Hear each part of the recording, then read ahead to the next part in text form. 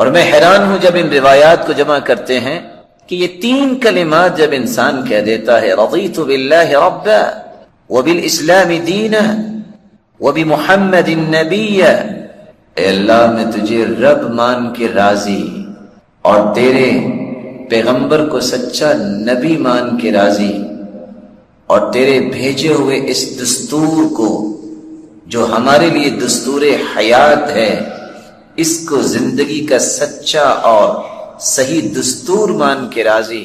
حدیث کے الفاظ ہیں جو ایک مرتبہ یہ لفظ تینوں بول دیتا ہے، اللہ میں راضی تجھ سے بھی، تیرے پیغمبر سے بھی اور تیرے دین سے بھی، پہلا انعام یہ ملتا ہے غفر اللہ لہ ما تقدم من ذنبی، رب تعالی پچھلے سارے گناہوں کو معاف کر دیتے ہیں۔ اور دوسرا انعام یہ ملتا ہے من قال حين يصبح 3 وحين يمسي 3، 3 مرتبہ صبح پڑھ لے، 3 مرتبہ شام کو پڑھ لے، حلت له شفاعتی یوم القیامہ، اللہ کے پیارے پیغمبر فرماتے ہیں میں قیامت کے دن اس کے لیے سفارشی بن جاؤں گا، شفاعت کروں گا۔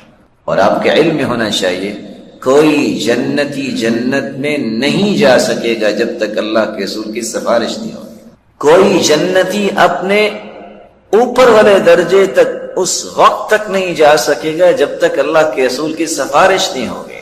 اور تیسرا فائدہ رسول اللہ صلی اللہ علیہ وسلم نے فرمایا جو کسی ظالم بادشاہ سے ڈرتا ہے کہ وہ ظلم نہ کرے مجھ پہ، یہ بات اپنی زبان پہ لے آئے رضیت باللہ ربا وبالاسلام دینا وبمحمد النبی صلی اللہ علیہ وسلم، اللہ اس ظالم بادشاہ کے ظلم سے اسے محفوظ فرما دیں۔ چوتھا فائدہ رسول اللہ صلی اللہ علیہ وسلم نے فرمایا انا الزعیم، میں ضامن ہوں، لآخذنہ بیدی، میں اس شخص کا ہاتھ قیامت کے دن اپنے ہاتھ سے پکڑوں گا اور اس کا ہاتھ پکڑ کے خود جنت میں داخل کرواؤں گا۔ پانچواں فائدہ جو 5ویں روایت میں ہے رسول اللہ صلی اللہ علیہ وسلم نے فرمایا اللہ ذو الجلال نے یہ حق رکھا ہے کان حقا علی اللہ ان یرضیہ یوم القیامہ، رب تعالی قیامت کو اسے جنت میں تو داخل فرمائیں گے، اس وقت تک نعمتیں دیتے ہی رہیں گے جب تک یہ بول کے نہیں کہہ دے گا رضیت یا رب، میں اب اللہ راضی ہو گیا۔ آج اس مبارک کلمے کو اپنا ورد بنائیے، اور شاید کہ بات آگی ہے تو میں ایک پیغام بھی دے دوں جو تھوڑا سا کڑوا بھی ہوگا، لیکن اللہ نے ہر چیز میں کوئی حکمت رکھی ہے، کڑوی چیزیں بھی فائدہ مند ہوتی ہیں۔ آج ہر شخص کی زبان پہ ایک ہی لفظ ہے، ظلم ہو گیا، پتہ نہیں کیا ہو گیا، بغض، عداوت، چغلی، غیبت اور کسی کی عزتوں کو چھالنا، یہ ایک ذہن بن چکا ہے۔ کاش دین کی سمجھ اگر ہو تو انسان کو کبھی پریشانی نہیں۔ کس چیز کا ظلم؟ سوچئے کروڑوں لوگ آپ کے وطن میں بیٹھے ہیں، آپ کو کوئی سرخاب کے پر نہیں لگے کہ آپ یہاں آئے ہیں، اللہ کی رحمت سے آئے ہیں۔ آپ یاد کیجئے اربوں کے مالک ایسے لوگ بیٹھے ہیں جن کو ایک عمرہ نصیب نہیں ہوا۔ آپ مغلوں کی تاریخ پڑھیے، بلڈنگیں بنانے میں لگے رہے، کسی ایک بادشاہ نے ایک مرتبہ بھی عمرہ نہیں کیا، حج نہیں کیا۔ اب کتنی تاریخ لمبی ہے، کتنے سالوں پر محیط ہے۔ اس لیے مومن بنیے، غصہ نہ کیجیے گا، منافق نہ بنیے۔ آپ کہیں گے منافق کیا ہوتا ہے؟ یحسبون کل صیحۃ علیہ، یہ مبارک دن اگر آ جائے زندگی میں تو کرنا کیا ہے؟ آپ کو اس میں کم از کم 10 کام کرنے چاہیے۔ پہلا کام، شاید آج یہ مبارک دن مغرب کے بعد شروع ہو جائے، چاند نظر آ جائے، تو پہلا کام یہ کرنا ہے جو رسول اللہ صلی اللہ علیہ وسلم کیا کرتے تھے کہ جب بھی چاند کو دیکھو تو یہ دعا پڑھو، اللہم اہلہ علینا بالیمن والایمان والسلامت والاسلام، اے اللہ اس چاند کو طلوع کیا ہے، میری گزارش یہ ہے کہ یہ پورا مہینہ برکتوں والا ہو، یہ پورا مہینہ ایمان والا ہو، یہ پورا مہینہ سلامتی والا ہو اور اسلام کی عظمت والا ہو۔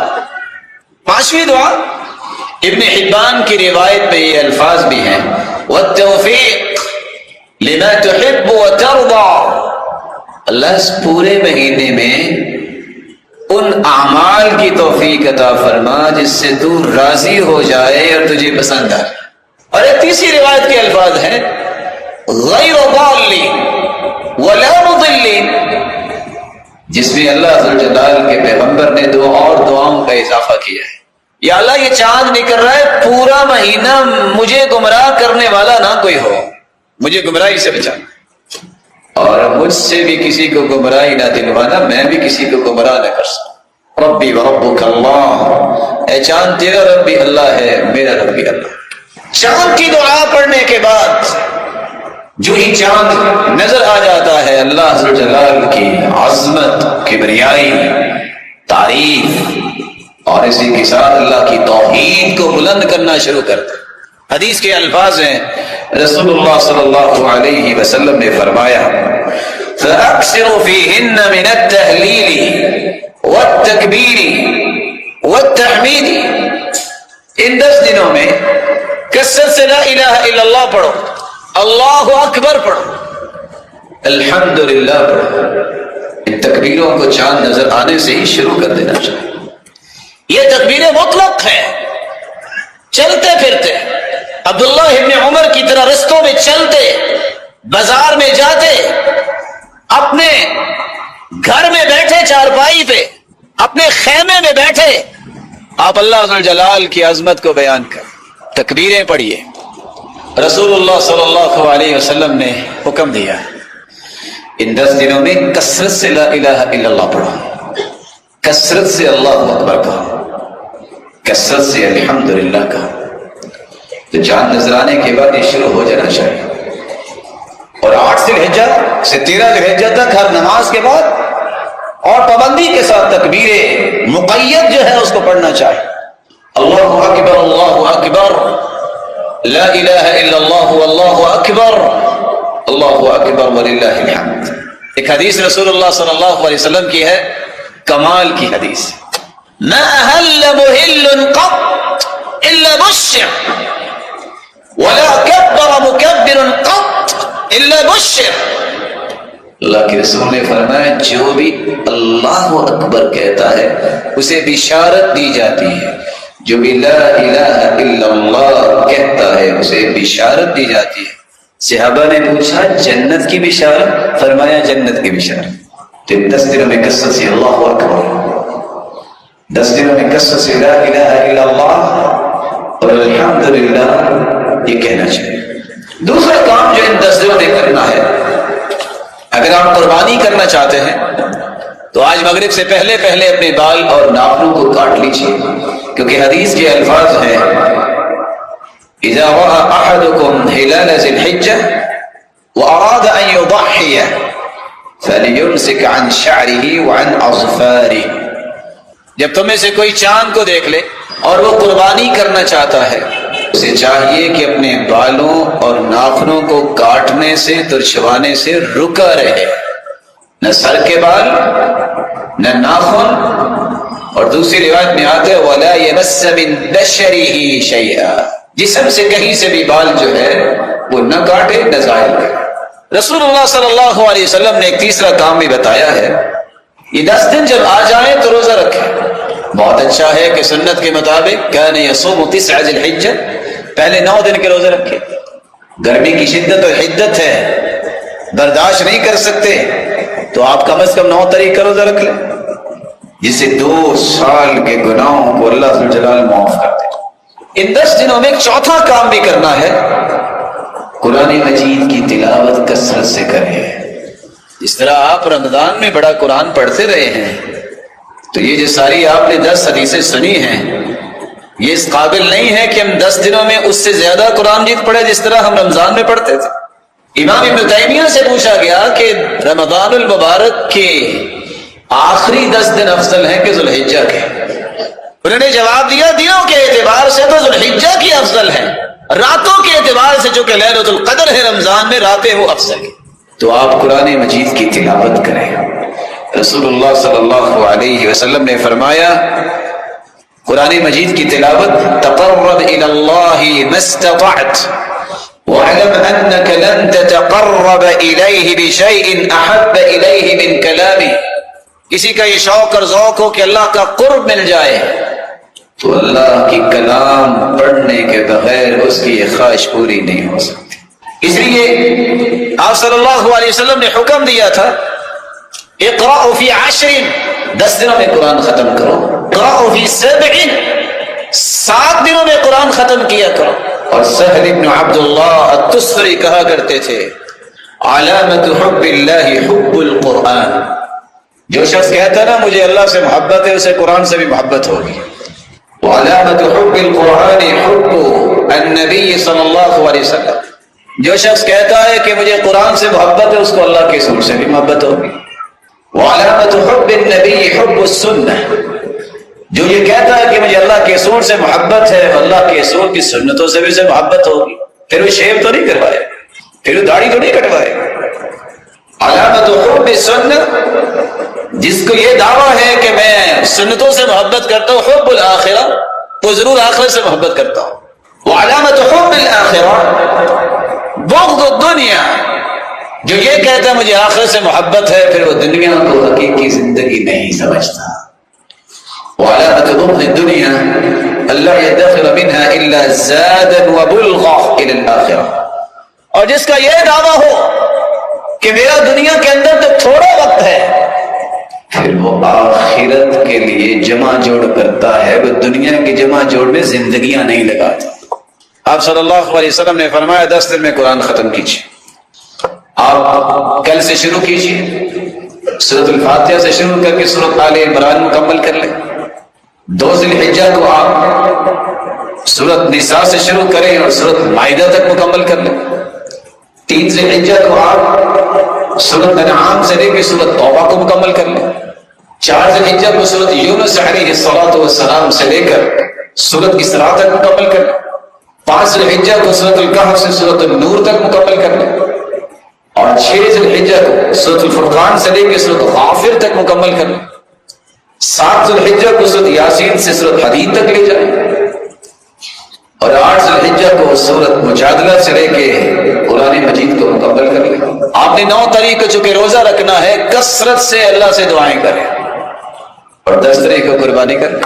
رسول اللہ صلی اللہ علیہ وسلم نے ان 10 ایام میں کرنے والے کاموں میں سے ایک 5واں کام بھی بیان کیا ہے کہ آپ اللہ کا کثرت سے ذکر کریں۔ دنیا ساری کی ساری کھنگال ماریں گے آپ، لیکن آپ کو سکون نہیں میسر آئے گا جو اللہ کے ذکر سے آ سکتا ہے۔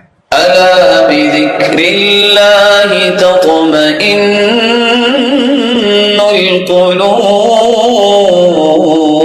القلوب، دلوں کا سکون اللہ نے ذکر میں رکھا ہے کہ 10 دنوں میں کثرت سے ذکر کریں۔ سبحان اللہ و بحمدہ 100 مرتبہ پڑھنے سے سارے گناہ معاف ہو جاتے ہیں، رزق ملتا ہے۔ کثرت سے درود پڑھیے، جو جتنا کثرت سے درود پڑھے گا اتنا قیامت کے دن اللہ کے رسول کے قریب ہوگا، اللہ کے رسول اس کی شفاعت کریں گے۔ کثرت سے رضیت باللہ ربا وبالاسلام دینا وبمحمد النبی، یہ کثرت سے پڑھے۔ صبح شام کی پڑھ لے نا، اللہ 5 انعام دیتے ہیں، گناہ بھی معاف کرتے ہیں، ظالم کے ظلم سے بھی بچاتے ہیں، اللہ کے رسول اس کی سفارش بھی کریں گے، اور پھر اپنے ہاتھ سے پکڑ کے اسے جنت میں داخل بھی کریں گے اور اللہ راضی بھی ہو جائے۔ استغفر اللہ العظیم الذی لا الہ الا هو الحی القیوم اتوب الیہ، کثرت سے پڑھے۔ وہ 3 مرتبہ پڑھ لینا۔ حدیث کہتی ہے کوئی جنگ کے میدان سے بھی بھاگ کے آ جائے بزدل بن کے، اللہ یہ گناہ بھی معاف کر دیتا۔ لا حول ولا قوت الا باللہ، کثرت سے پڑھی۔ دنیا کے خزانوں کے لیے بڑی تڑپ اور تمنا اور شوق اور ذوق اور محنت اور تھرست کے ساتھ لگے رہتے ہیں لوگ، کسی کو جنت کے خزانے چاہیے تو کثرت سے لا حول ولا قوت الا باللہ۔ سبحان اللہ والحمد للہ ولا الہ الا اللہ واللہ اکبر کثرت سے پڑھیں. آپ اگر سبحان اللہ 100 مرتبہ پڑھ لینا تو 100 غلام آزاد کرنے کا اجر مل جائے گا. آپ اگر 100 مرتبہ الحمدللہ پڑھ لیں تو 100 گھوڑے میدان جہاد کے لیے تیار کیے گئے پیش کرنے کا اجر مل جائے گا. اور اللہ اکبر اگر 100 مرتبہ پڑھ لیں گے تو 100 اونٹ لدے ہوئے سامان سے میدان جہاد کے لیے اس کے برابر اجر مل جائے. اور اگر لا الہ الا اللہ پڑھ لو گے 100 مرتبہ تو ذرا ایک مرتبہ اکیلے رات کو بیٹھ کے اوپر دیکھنا آسمان کتنا اونچا ہے. زمین و آسمان کا سارا خلا نیکیوں سے ہی بھر جائے. ان 10 دنوں میں لا الہ الا اللہ وحدہ لا شریک لہ لہ الملک و لہ الحمد وهو علی کل شیء قدیر. یہ کثرت سے پڑھیے. کوئی 10 مرتبہ کوئی 100 مرتبہ پڑھ لے سارا دن شیطان کے بس و شکنجوں سے آزاد ہو جاتا ہے. کثرت سے ان ایام میں اللہ رب الجلال کے سکھائے ہوئے اذکار کو اپنی زبان پہ لائیے. ایک چھٹا کام بھی ان 10 دنوں میں کرنا ہے نوافل پڑھنے کا. آپ سچ سچ بتائیے رمضان میں تراویح پڑھتے رہے؟ اگر وہ افضل ہیں تو یہ دن بھی اس سے افضل ہیں. آپ سب اٹھتے ہیں کم از کم ان 10 دنوں میں تو تجربہ کر کے دیکھیں. میں نے اشراق پڑھنی ہے, میں نے چاش پڑھنی ہے. جب 10:15 کا ٹائم ہوگا وضو کر کے میں 2 بھی پڑھوں گا, یا 4 یا 6 یا 8 پڑھوں. کبھی اگر زندگی میں نہیں پڑھی ظہر سے پہلے 4 اور ظہر کے بعد 4, ان 10 دنوں میں تو پڑھ کے دیکھو. حدیث میں آتا ہے اس بندے کو اللہ جہنم پر حرام قرار دیتے ہیں, یہ جہنم نہیں جائے. جو عصر سے پہلے 4 رکعتیں پڑھتا ہے اس کا جنت میں گھر بنا دیا جاتا ہے. 10 دنوں میں تو تجربہ کریں. جو عشاء کے بعد 4 رکعتیں اکٹھی پڑھتا ہے سلام نہیں پھیرتا, اجر اس کو اتنا ہی ملے گا جتنا لیلۃ القدر میں اس نے 4 رکعتیں پڑھی ہیں. ویسے بھی گرمی ہے, اگر انسان 2 سے 4 گھنٹے کام کرنے کے بعد وضو کر کے 2 رکعتیں پڑھ لے کتنا ٹائم لگے گا؟ ہماری تو سپیڈ بھی بڑی ہے نا. ہم نے کون سے 36 منٹوں میں 2 رکعتیں پڑھنی ہیں, وہ 2 سے 4 منٹ لگے اور فارغ. اور یہ راز سمجھے, آپ نے ٹریولنگ کی ہوگی, آفٹر لینڈنگ کیا ہوتا ہے. 2 سے 4 سے 6 سے 10 لوگ, کوئی ونگز کو دیکھ رہا ہے, کوئی ٹائرز کو دیکھ رہا ہے, پوری ٹیم ہوتی ہے کیونکہ دوبارہ اس نے اڑان بھرنی ہوتی ہے. اس کو دیکھتے ہیں کوئی نقص تو نہیں ہے. اللہ تعالیٰ بھی اپنے بندے کو 5 وقت اپنے سامنے کھڑا کر کے کیل کوکا اس کا ٹھیک کر دیتے. یہ بندہ پھر کمزور نہیں ہوتا, یہ بندہ پھر فٹنس سرٹیفکیٹ کی ضرورت نہیں ہے. اس کو اللہ جلال جسمانی طور پر بھی روحانی طور پر بھی مضبوط کر دیتا ہے. یہ 10 دن ہیں آپ کے پاس, کثرت سے نوافل پڑھیے. رسول اللہ صلی اللہ علیہ وسلم کا دین بتاتا ہے کہ ان 10 دنوں میں دعائیں کیجیے. آج یہ پہلو بہت کمزور ہو گیا. لوگ سمجھتے ہیں دعا اس وقت کرنی چاہیے جب بندہ بیمار ہو. تعرف الی اللہ فی الرخاء یعرفک فی الشدہ. تم خوشی کی حالت میں اللہ کو نہ بھولو, جب تم پہ کوئی آزمائش آئے گی اللہ تمہیں اکیلا نہیں چھوڑے. کچھ لوگ کہتے ہیں دعا میری تو قبول ہی نہیں ہوتی. میں صرف اتنا پوچھتا ہوں ادب کے ساتھ, کیا تم شیطان سے بھی برے ہو؟ اللہ نے تو شیطان کی بھی سن لی. شیطان نے کہا اللہ مہلت دے دے, قیامت تک اللہ نے دے دی. شیطان کی بھی سن لی. دعا کرنا نہ چھوڑے. دعا میں جب ہوتی ہے, سیدنا عمر کہا کرتے تھے مجھے دعا کی قبولیت کی پریشانی کوئی نہیں, کیونکہ اللہ یا تو فوراً قبول کر لیتے ہیں, یا اللہ اس کا ذخیرہ کر لیتے ہیں قیامت کے دن, یا کوئی مصیبت ٹال دیتے ہیں, ضائع نہیں ہوتی. مجھے ڈر یہ رہتا ہے کہ دعا کی توفیق نہ اللہ چھین لے. حدیث میں آتا ہے جب آسمان سے بلا آتی ہے, نیچے سے بندے کی دعا جاتی ہے, یہ زمین و آسمان کے درمیان گتھم گتھا ہوتی ہے, اور یہ دعا اس بلا کو قیامت تک زمین تک پہنچنے نہیں دیتی. دعا کیا کر اپنے لیے, اپنی اولاد کے لیے, والدین کے لیے, بہن بھائیوں کے لیے, معاشرے کے لیے, مسلمانوں کے لیے, اور مظلوم و مقہور ان بچوں اور ماں اور بہنوں کے لیے دعائیں کیجیے. یہ 10 دن اتنے مبارک ہیں. ایک 8واں کام بھی کیجیے. خیر خواہی اور ہمدردی کے نعرے لگانے والے ان 10 دنوں میں بہت کچھ کما سکتے ہیں. 10 دن اعتکاف پہ قرآن اندازیاں ہوتی ہیں. لوگ جاتے ہیں بیت اللہ اور مسجد نبوی. یار اعتکاف کیسے بیٹھ سکتے ہیں؟ کوئی کوڈ مل جائے گا؟ کیسے وہ رجسٹریشن کرواتے ہیں؟ آئیے میں آپ کو بتاؤں. حدیث میں آتا ہے 1 مہینہ اعتکاف کرنے والے اللہ کے رسول، اور اعتکاف بھی مسجد نبوی میں. اتنا اجر کسی کو مل سکتا ہے؟ تو اس سے زیادہ اجر یہ ہے کہ آپ کسی مسلمان کی جائز ضرورت کو پورا کرنے کے لیے اس کے ساتھ چلے. یہ گاڑیاں یہاں ہی رہ جانی ہیں، ان گاڑیوں سے کام لیا کریں. یہ عہدے اور منصب یہاں رہ جانے ہیں. ایما مسلم کسا مسلما ثوبا کساه اللہ من خبر الجنہ. حدیث میں آتا ہے جو کسی کو لباس پہناتا ہے اللہ قیامت کے دن جنت میں سبز خلعت فاخرہ پہنائیں گے. تمہارا جی چاہتا ہے کہ نیا لباس پہنو عید کے دن، تو میرے بھائی کبھی کسی کو بھی سوٹ دے کے دیکھو جس نے کبھی نیا نہیں پہنا.